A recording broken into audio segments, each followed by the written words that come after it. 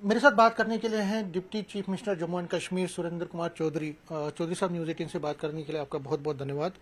सबसे पहला सवाल मेरा यही है कि एक बड़ा अनाउंसमेंट हुआ है दरबार मूव का, और हमने देखा है कि दरबार मूव पे ज़्यादातर लोगों ने उसका स्वागत किया है, खासकर ट्रेडर्स, बिजनेस कम्युनिटी हो, इंडस्ट्रीज और आम लोग भी। लेकिन कुछ लोग ये भी कहते हैं कि देखिए साहब, फिर एक बार फजूल खर्ची का दौर शुरू हो गया है।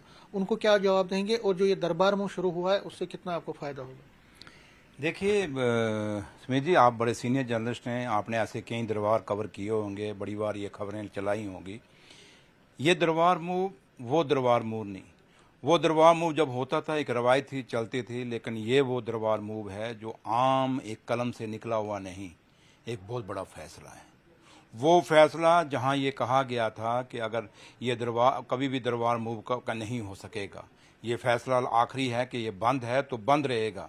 लेकिन उमर अब्दुल्ला सरकार वो है, और नेशनल कॉन्फ्रेंस की लीडरशिप डॉक्टर फारूक अब्दुल्ला साहब, उमर अब्दुल्ला साहब ने इलेक्शनों की अपनी रैलियों में उसमें लोगों को कहा था कि हम जम्मू कश्मीर में दरबार मूव दोबारा से चलाएंगे।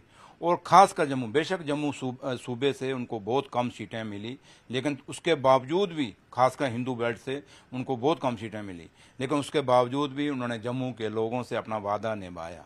क्योंकि दरबार मूव का सबसे बड़ा फ़ायदा जम्मू सूबे को है, कश्मीर सूबे को इतना फ़ायदा नहीं है। जम्मू सूबे को क्यों फ़ायदा है कि जम्मू आज एक ऐसे चौराहे पे खड़ा हो गया है जहां जम्मू सोचने को मजबूर हो गया है। चाहे वो जम्मू का इंडस्ट्रियलिस्ट है, जम्मू का छोटा व्यापारी है, चाहे वो जम्मू का ट्रांसपोर्टर है, चाहे वो जम्मू का होटलर है, चाहे वो जम्मू का किसी तरीके का भी बिजनेस करता है, वो हर आदमी परेशान हो गया था कि हमारा सर्वाइवल क्या है। क्योंकि अब जब ट्रेन भी कश्मीर में सीधा जाना शुरू हो गई, टूरिस्ट भी सीधा कश्मीर जा रहा है, यात्रु सीधा कटरा जा रहा है, जम्मू में कोई रुक नहीं रहा, तो उस समय टूरिस्ट का कोई ऐसी जगह नहीं जहां जम्मू में लोग रुकें और वो देखें। तो उस कारण जम्मू के लोग बहुत परेशान थे। और आज जब उमर साहब ने ये फैसला लिया, और आपको याद होगा हमेशा हम बात रखते थे, मैं भी बात रखता था, सब बात रखते थे कि भाई दरबार मूव होना चाहिए। और ये दरबार मूव कोई नेशनल कॉन्फ्रेंस ने नहीं शुरू किया था, ये दरबार मूव महाराजा साहब के टाइम का शुरू हुआ था। और आपको याद होगा, मेरे ख्याल शायद मैंने आपकी इंटरव्यू देखी थी, आपने एक महाराजा करण सिंह की एक बार इंटरव्यू ली थी, शायद आपने ही ली थी, किसने ली थी तो मुझे धुंधला याद है कि उनको पूछा, ये सवाल पूछा गया था, उन्होंने कहा था ये रवायत चलनी चाहिए। और उन्होंने कहा था ये इसलिए दरबार मूव चलना चाहिए कि एक भाईचारे की भी निशानी है, इकॉनमी की निशानी तो है ही है, बट एक भाईचारे की निशानी भी है। और ये दरबार मूव जब होता है, उससे क्या होता है कि जम्मू के लोग कश्मीर जाते हैं, कश्मीर के लोग जम्मू आते हैं, और एक बॉन्डिंग बढ़ती है आपस में। 6-6 महीने के लिए एक दूसरे के पास रुकते हैं और बातचीत भी करते हैं, दोस्ती भाईचारे भी बनते हैं। और हमारे आप पिछले देखो बुजुर्गों में कितना एक दूसरे के साथ प्यार है। और जब हम जम्मू कश्मीर जाते थे, वो कश्मीर के लोग कहते थे वो जम्मू में फलाना फलाना कैसा है, तो हम जब जम्मू वाले आते थे, जम्मू वालों के बुजुर्गों के पास बैठते थे, वो कहते थे वो कश्मीर में फलाना फलाना वो कैसा है यार, हमें हाल चाल पूछते थे। मुझे जब ये हाल पूछते थे, मुझे याद आया उस समय जैसे मेरा दादा थे, जब 47 में विभाजन हुआ और जो रिश्तेदार हमारे पाकिस्तान में रह गए मेरे दादा के साथ, तो उनको मिल तो सकते नहीं थे, लेकिन जब वहाँ से कोई आता था तो उनको पूछते थे वो मेरी बहन कैसी है, जब मेरा भाई वो जो पीछे रह गया वो कैसा है, वो हमेशा पूछते थे। हमारा भी वही हिसाब बन गया था, हम सिर्फ एक दूसरे को पूछते थे और उससे ज़्यादा कोई बातें नहीं थी। लेकिन इस दरबार मूव के साथ एक तो भाईचारे का बात है, एक मिसाल है, और जो हमारा जिसके लिए जम्मू कश्मीर जाना जाता है, जम्मू कश्मीर का भाईचारा, जम्मू कश्मीर की मेहमान नवाजी, ये दो चीज़ें ऐसी हैं जो देश और दुनिया में मशहूर है। इसलिए एक तो उसको बॉन्डिंग मजबूत होगी।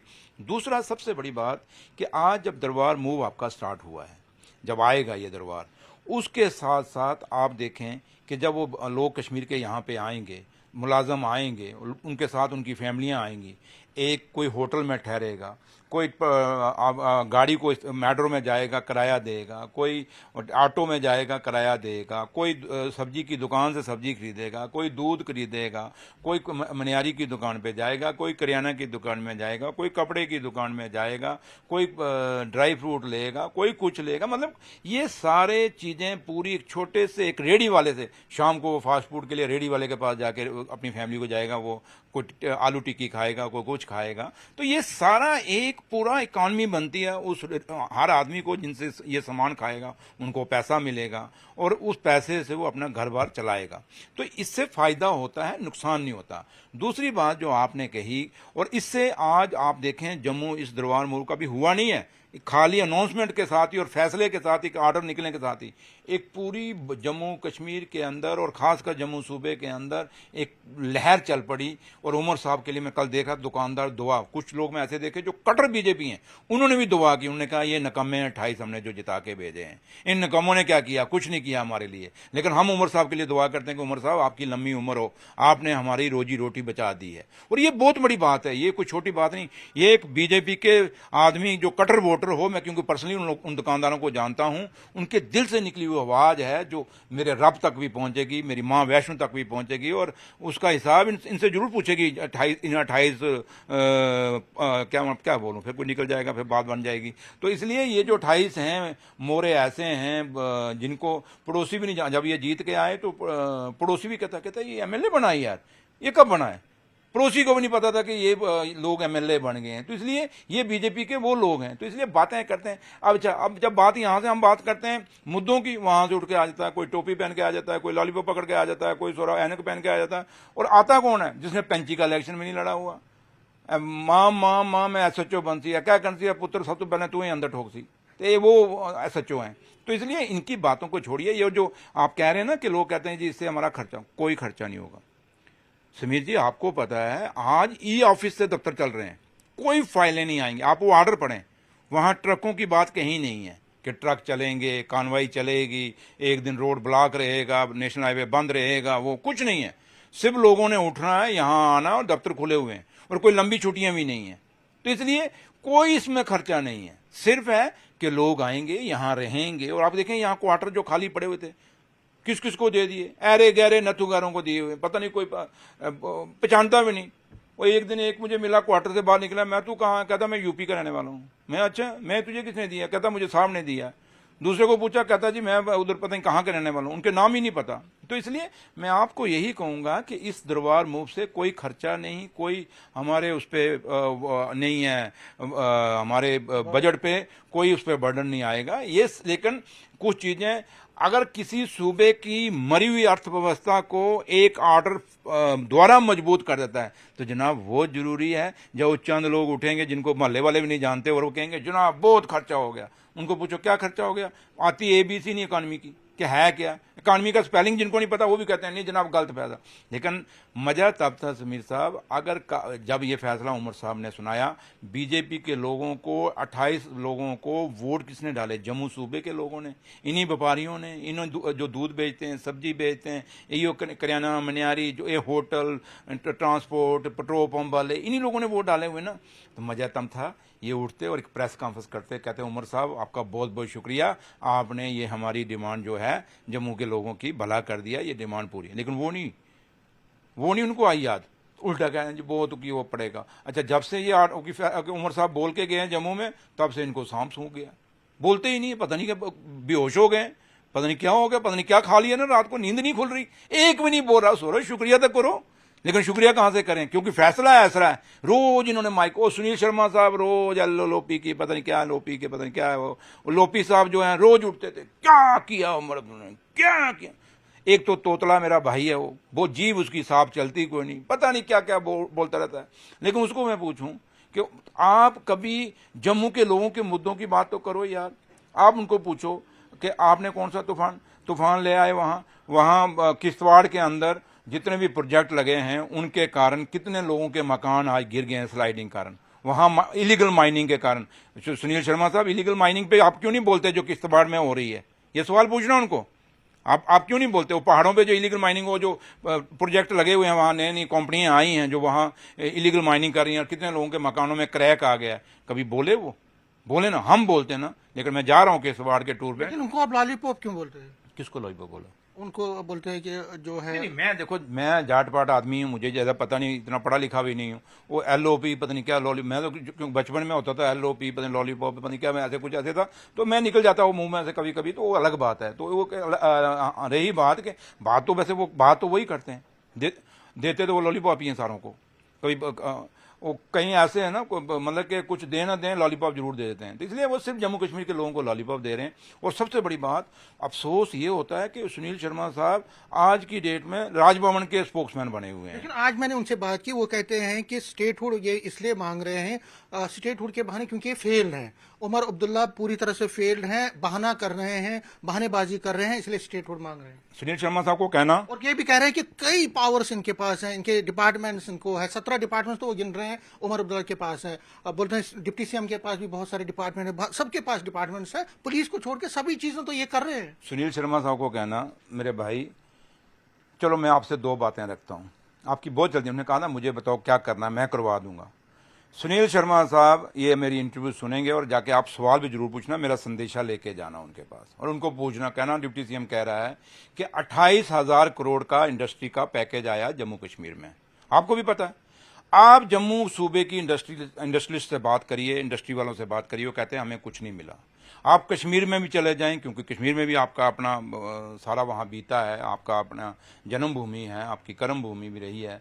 तो कश्मीर के इंडस्ट्रियलिस्ट के पास जाइए, उनको भी पूछो, वो कहते हैं हमें कुछ नहीं मिला 28,000 करोड़ पैकेज के बीच में से। फिर 28,000 करोड़ पैकेज गया कहाँ? मैं ये कहता हूं कि सुनील शर्मा साहब एलजी साहब को कह के इस 28,000 करोड़ पैकेज का जो पैसा खुर्द पुर्द हुआ, कहाँ गया, किसके पास पाया गया, कैसे जमीनें अलाट हुई, कैसे पैसा अलाट हुआ, कैसे वो पैसा खत्म हो गया, कैसे लोगों की जम्मू कश्मीर के जो जम्मू कश्मीर के रहने वाले थे उनकी एप्लीकेशनें रिजेक्ट हो गई, बाहर के लोगों की एप्लीकेशनें वहाँ पोर्टल पे चढ़ गई। जिस दिन जम्मू कश्मीर के लोग पोर्टल पे अप्लाई करते थे वो बंद हो जाता था, बाहर के लोग करते थे तो पोर्टल पे चढ़ जाता था। ये सारी चीजें एक इंक्वायरी एलजी साहब को कहो, बड़ी इंक्वायरी सीबीआई से करवा दो। एक दूसरा, उनको कहो स्मार्ट सिटी है, बहुत बड़ा स्कैंडल है, पूरा शहर कह रहा है, चाहे वो जम्मू म्यूनसिपैलिटी में रहने वाले लोग कह रहे हैं, चाहे वो कश्मीर श्रीनगर म्यूनसिपल कॉर्पोरेशन में रहने वाले लोग हैं, सारे के सारे लोग कहते हैं ये जो फुटपाथ बने, ये नालियां बनी, ये लाइटें लगी, जो लाइटें बंद, टाइलें टूट गई, नालियां बंद, पानी लोगों के घरों में घुस गया। हम कहते हैं कि सुनील शर्मा साहब आपकी बहुत चलती है, एलजी साहब को कहो इस पे भी एक सीबीआई इंक्वायरी करा दो, किसने पैसा खाया, किसने ये ऑर्डर दिया, कहां से अलॉटमेंट हुई, कौन से ठेकेदार को, कहां से टेंडर हुआ, ये भी जनाब एक इंक्वायरी करा दो। तीसरा, उनको कहो माता वैष्णो देवी, आपको याद होगा भगदड़ मची थी वहां ऊपर भवन में, आज तक कभी नहीं बची। उस समय जो सीईओ था, आपने वो जो लोग मरे, बेचारे यात्री मरे, उस सीईओ पे आपने उस इंक्वायरी का क्या बना था, उसका रिजल्ट क्या था, उस अफसर पे क्या एक्शन हुआ था, वो हमें बता दो। माता वैष्णो देवी पे फिर से लोग 35 लोग मारे गए, यात्रा में हाई अलर्ट था, यात्रा बंद नहीं की गई, इंक्वायरी की रिपोर्ट कहां पे है, ये हमें बता दो। मचेल माता की यात्रा किसने अलाउ की, जब हाई अलर्ट था कि बारिश होने वाली है, उस यात्रा की इंक्वायरी अगर हुई है तो उसकी रिपोर्ट क्या आई, किसको आपने दंडित किया, किसको आपने सजा दी, वो हमें बता दो। उनको कहो माता वैष्णो देवी के अंदर जितनी रिक्रूटमेंट हुई है, बाहर के लोग कितने लगे, जम्मू कश्मीर से बाहर के लोग कितने लगे और जम्मू कश्मीर के कितने लगे इन 11 सालों में, वो भी इंक्वायरी करा दो और हमें वो डिटेल दे दो। बस इतना ही बड़ा, आज के लिए उनको इतनी डोज काफी है। अगले नेक्स्ट एपिसोड में मैं और उनको सवाल पूछूंगा, लेकिन समीर साहब ये जरूर पूछना और जवाब लेके आना और उनको कहना लिख के जवाब दो। और अगर आपकी चलती है सारी चीजों की सीबीआई इंक्वायरी कराओ, सारियों की इंक्वायरी कराओ, जिनकी इंक्वायरी है उसकी रिपोर्ट सामने करो, हम फिर जवाब देंगे। इसलिए ये चीजें सारी छुपाने के लिए आज की डेट में जो महबा जी बोलती हैं वही सुनील शर्मा बोलता है। जो उनका अंडरस्टैंडिंग दोनों पीडीपी की और बीजेपी का आज भी अलायंस है। वो तो कहते हैं कि आपका पीडीपी तो कहती है कि आपकी बीजेपी के पीडीपी अब क्या करे बेचारी, कहना तो है क्योंकि उनको जो दिल्ली से चिट्ठी आती है रात को, सुबह वो पढ़नी होती है, वो पढ़ जाते हैं। तो इसलिए सुनील शर्मा साहब, महबा जी क्या लेने गई थी एलजी साहब के पास, जब एलजी साहब को मिल के आई, बाहर आके प्रेस कॉन्फ्रेंस करनी चाहिए थी, मैंने क्या बात की, कोई बात नहीं बताई उन्होंने। क्या अंदर से उनका डिस्कशन हुई, क्या हुई कि पहले हमने स्टेट तोड़ के यूटी बनाया, अब यूटी तोड़ के क्या पंचायत बनाना जम्मू कश्मीर को, क्या? क्योंकि जम्मू पंचायत, श्रीनगर पंचायत, किश्तवाड़ पंचायत, डोडा पंचायत, रजौरी पंचायत, पुंछ पंचायत, डिस्ट्रिक्टों से ये पंचायतें बनानी है, यही बाकी रह गया है क्या? इसलिए डिस्कशन करने जाते हैं। इसलिए बातें करने हमें बड़ी आती हैं, लेकिन इतना मैं जरूर कहूंगा कि उमर अब्दुल्ला सरकार जो फैसले ले रही है ये लोगों के हित में है और हमें पता है कि हमारी जिम्मेवारी है कि डिलीवरियों को पक्का करना है। हम समझते हैं कि जम्मू कश्मीर के बेरोजगार बच्चे को रोजगार चाहिए, और अगर हम स्टेट मांगते हैं तो हम इसलिए नहीं मांग रहे, नेशनल कॉन्फ्रेंस को मत दीजिए ना आप एक काम करिए, हमें स्टेट मत दीजिए, आप जम्मू कश्मीर के बच्चों के लिए दिल्ली से उसको कहो एक पैकेज ले आ, कम से कम भी 1 लाख बच्चे को हमने पक्का भर्ती करना है, नौकरी देनी है, ले आए दिल्ली से ऑर्डर सुनील शर्मा, मत दे आप क्यों नहीं दे पा रहे? आपने तो वादा किया है उनको, मैं वही कह रहा हूँ ना, उनको क्यों पूछ रहे हैं आपने वादा किया है ना प्योर मैनिफेस्टो 1 लाख जॉब्स का। समीर साहब आप नहीं मैं जॉब्स की बात कर रहा हूँ, जॉब्स की बात कर रहा हूँ। जवाब तो देना, जो सुन तो लो, उसी का जो मैं सुन रहा हूँ, मैं कानों से डोरा थोड़ा हूं। तो मैं क्या कह रहा हूं कि सुनील शर्मा साहब को मैं यही बात कहता हूं कि भैया आप कहते हो कि उमर अब्दुल्ला सरकार निकम्मी है, हम निकम्मे, चलो ठीक, हम कुछ नहीं दे पाए, कुछ नहीं कर सके 1 साल में, चल आप ये 1 लाख बंदे का पैकेज दिल्ली से लेके आ जाओ ना, आप कहते हो सब कुछ दिल्ली दे रहा है, सब कुछ दिल्ली दे रहा है, तो 1 लाख बच्चा जो हमारा है जम्मू कश्मीर का, आप पैकेज दे दो, एक करो पक्के। नहीं मगर वो तो रेस्पॉन्सिबिलिटी शिफ्ट करने की बात है ना, रेस्पॉन्सिबिलिटी आपकी है ना, आपने मैनिफेस्टो।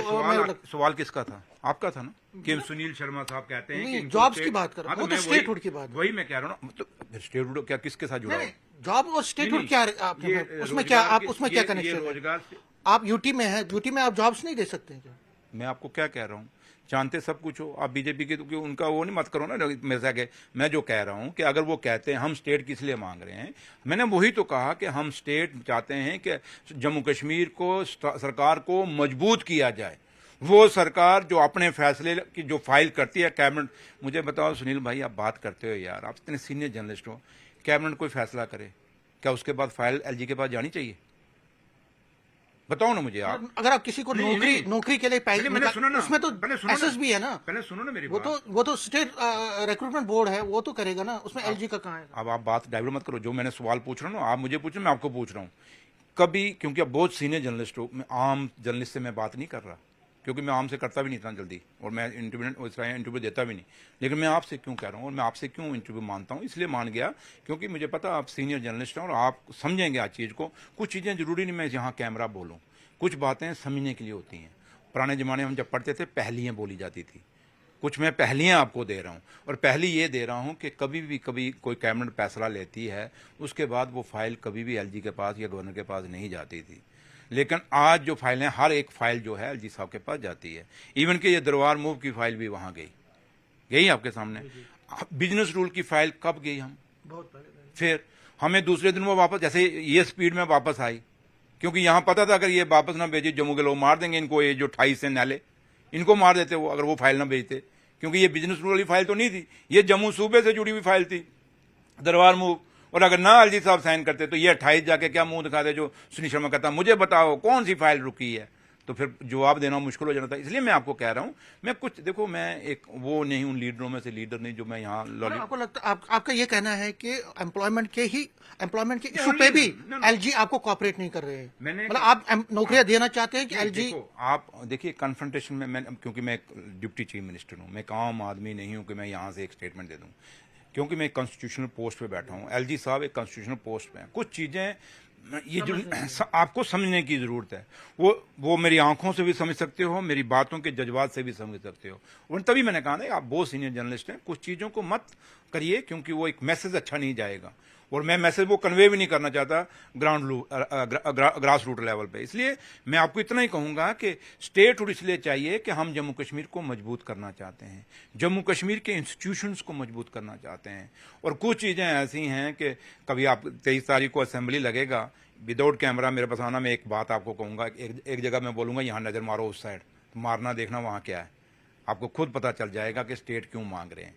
इसलिए स्टेट मांगने का एक ही मकसद है कि स्टेट आने से बाद पूरी की पूरी एडमिनिस्ट्रेशन जो है वो चीफ मिनिस्टर के अंडर होगी, और चीफ मिनिस्टर जब कोई फैसला, जैसे कल मैं आया, एक सवाल आपने पूछा नहीं, कल मैं जब कश्मीर से आया शाम को 5:45 बजे मैं अनंतनाग से चला, जब मैं मीर बाजार पहुंचा वहां दोनों ट्यूबें बंद थी नेशनल हाईवे की, और जब बंद थी मैं 4 किलोमीटर पैदल चला समीर भाई, 4 किलोमीटर पैदल टूवर्ड्स काजीकुंड, और फिर पुलिस के फिर ऑफिसर भी आ गए, फिर ट्रैफिक भी आई, सारी आई, रास्ता खोला, तब भी 4 किलोमीटर चलने में उनका रास्ता नहीं खुला, फिर मुझे एक रास्ते से डाइवर्ट करके उन्होंने काजीकुंड बचाया, और रात 6 बजे का बंदा चला हुआ रात को 11:15 बजे पहुंचा, जिसको पुलिस एस्कॉर्ट कर रही है, और वो 11:15 बजे पहुंचा। एक आम आदमी आप जैसा अगर उस रोड पे होता तो क्या वो पहुंच सकता था? मुझे लगता दूसरे दिन सुबह ही उसने पहुंचना था।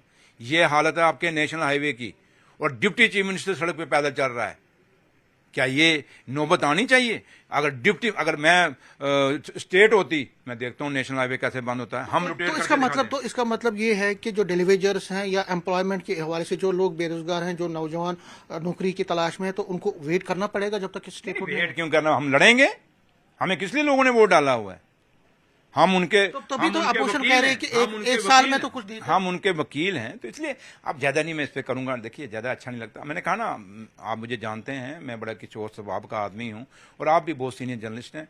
इसमें तू तड़क में नहीं पढ़ूंगा मैं, लेकिन मैं इतना जरूर कहूंगा, इशारे में आप भी समझ गए, मैं भी जानता हूं मैं क्या कह रहा हूं और मैं जो कह रहा हूं। हाँ, एज ए सुरेंद्र चौधरी होता तो मैं आपको सब कुछ खोल के यहां दिखा देता, लेकिन जब मैं डिप्टी चीफ मिनिस्टर हूं मेरे भाई, लास्ट में बहुत बड़ी रिस्पॉन्सिबिलिटी। लास्ट में पूछना चाहूंगा, नहीं एक लास्ट, नगरोटा और बड़गाम की सीटों पे अभी भी सस्पेंस चल रहा है। बड़गाम पे उमर अब्दुल्ला ने कह दिया कि हम 24 घंटे में अपना कैंडिडेट देंगे, वो अपनी जगह। नगरोटा की सीट पे क्या नेशनल कॉन्फ्रेंस लड़ेगी? दोनों सीटें नेशनल कॉन्फ्रेंस जीतेगी, दोनों सीटें नेशनल कॉन्फ्रेंस की झोली में होंगी। आप सबर रखिए। नेशनल कॉन्फ्रेंस नगरोटा से उठाएगी? आप सबर रखिए। वो तो कहते थे आप सबर रखिए, फैसला होगा और नेशनल कॉन्फ्रेंस दोनों सीटों पे इलेक्शन लड़ेगी और दोनों की सीटें जो हैं वो ये by annual election national conference जीतेगी। तो कांग्रेस को हम आपको मिठाई खिलाएंगे उस दिन। Thank you. न्यूज 18 से बात करने के लिए शुक्रिया। कैमरामैन चांद के साथ में समीर भट्ट, न्यूज 18 जम्मू।